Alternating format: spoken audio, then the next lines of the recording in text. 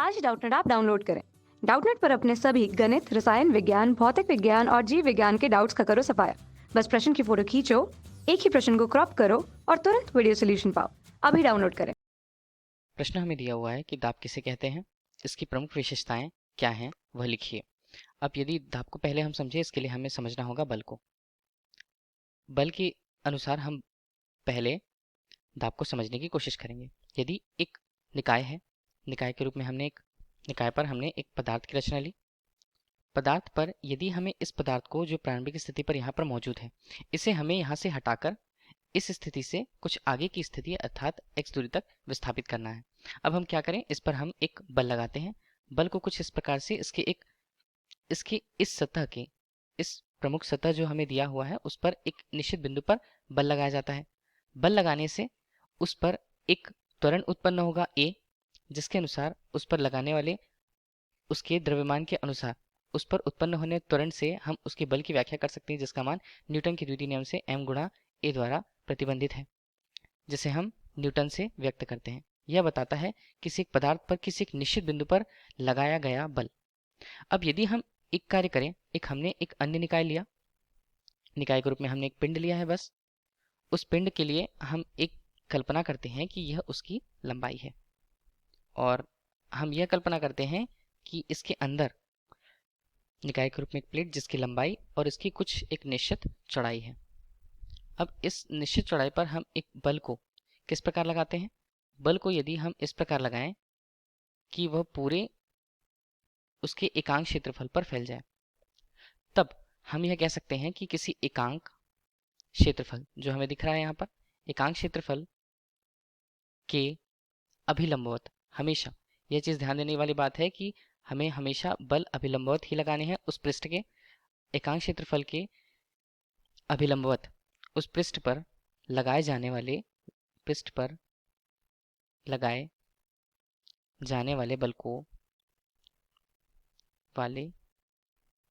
बल को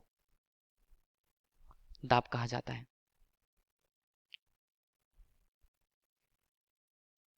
अब इसे हम कैसे समझें? दाब के लिए यदि हम इसे गणितीय सूत्र में लिखना चाहें तो गणितीय सूत्र में कुछ इस प्रकार से लिख सकते हैं। यदि हम दाब देखें, दाब को प्रदर्शित किया जाता है P से। अब एकांक क्षेत्रफल के अभिलंबवत जो बल लगे हैं, बल का परिमाण, बल के अनुपात को हम क्या बोलते हैं? दाब। F अनुपात A, इस प्रकार से यह निरूपित होगा, दाब को बताएगा। इस प्रकार दाब को हम क्या बोल सकते हैं? किसी एकांक क्षेत्रफल पर उसके अभिलंबवत, पृष्ठ के अभिलंबवत लगने वाले बल को हम दाब कहते हैं। अब दाब हमने समझ लिया। दाब के लिए हम जानते हैं कि इसका मात्रक क्या हो सकता है। इसका मात्रक बल के मात्रक और क्षेत्रफल के मात्रक पर निर्भर करेगा। यदि हम SI पद्धति पर ही देखें, SI पद्धति के अनुसार बल का मात्रक क्या होता है? बल का मात्रक होता है न्यूटन और क्षेत्रफल का मात्रक होता है मीटर वर्ग। तब हल करने के पश्चात इसका मात्रक P का मात्रक हमें क्या मिलेगा? न्यूटन प्रति मीटर वर्ग। इसे और क्या कहा जाता है? इसे कहा जाता है एक पास्कल। यह एक अन्य मात्रक है, न्यूटन प्रति मीटर को एक साथ पास्कल भी कहा जाता है। इस प्रकार हम इसके मात्रक को जान गए। अब यदि हम इस दाब के सूत्र से देखें, जैसे समीकरण 1 हमने नाम दिया, यह किस प्रकार से प्रतिबंधित है। अगर यदि लगने वाले बल का परिमाण समान हो, अर्थात F का मान नियत हो, तब ध्यान दीजिएगा कि जो P है वह एक प्रकार से क्षेत्रफल के व्युत्क्रमानुपाती होती है। क्षेत्रफल के व्युत्क्रमानुपाती होने से हम इसकी एक विशेषता देखते हैं। विशेषता किस प्रकार की? विशेषताएं, हमने एक पत्र लिया हुआ है। इस पत्र पे यदि सुई दो तरह से हमारे पास होगी, एक सुई होगी जिसकी धार काफी तीक्ष्ण होगी। एक हमने सुई ले लिया, इसकी धार काफी तीक्ष्ण है, जबकि एक अन्य हमने लिया है जिसकी धार तीक्ष्ण नहीं है या कम तीक्ष्ण है। ठीक है। अब इन दोनों को यदि इस पत्र या दीवार पर हम लगाएं, तब इस तीक्ष्ण स्थिति के लिए क्षेत्रफल क्या होगा? हम देख रहे हैं यहाँ पर क्षेत्रफल के मान से इस समीकरण पर देखते हैं व्युत्क्रमानुपाती होने की स्थितियां। यदि क्षेत्रफल का मान अधिक होता है तब लगाए गए दाब का मान कम होता है। इसी प्रकार यदि क्षेत्रफल का मान कम हो तो लगाए गए दाब का मान अधिक होगा। अब दोनों प्रकार के सुइयों की यदि तुलना करें तब तीक्ष्ण सुई जिसे हम पहला स्थिति दिए हैं, इसे दूसरा स्थिति कम तीक्ष्ण जो है, पहली स्थिति पर जहां यहाँ पर तीक्ष्ण स्थिति पर उसके क्षेत्रफल को, जहां क्षेत्रफल का मान यहाँ पर कम है, नियत लगाने वाले बल के लिए हमें यहाँ दाब का मान अधिक प्राप्त होता है और दाब के मान अधिक प्राप्त होने से यह तीक्ष्ण सुई जो है आसानी से इस अधिक दाब के कारण ही इस पर आसानी से अंदर घुस जाती है या भेद कर जाती है।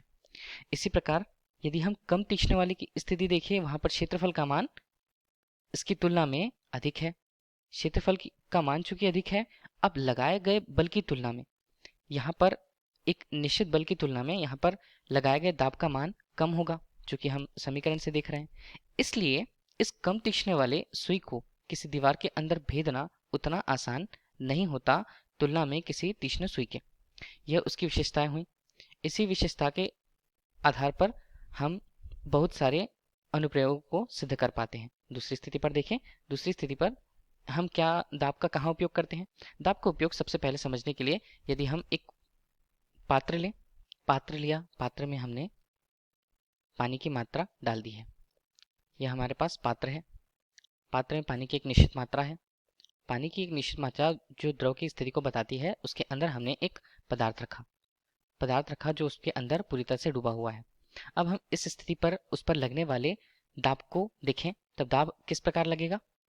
चूंकि प्रत्येक कण जो है अलग अलग स्थितियों से उस पर हर प्रकार से बल आरोपित करेगा, हर प्रकार से अंदर की ओर इस पर बल आरोपित करता है।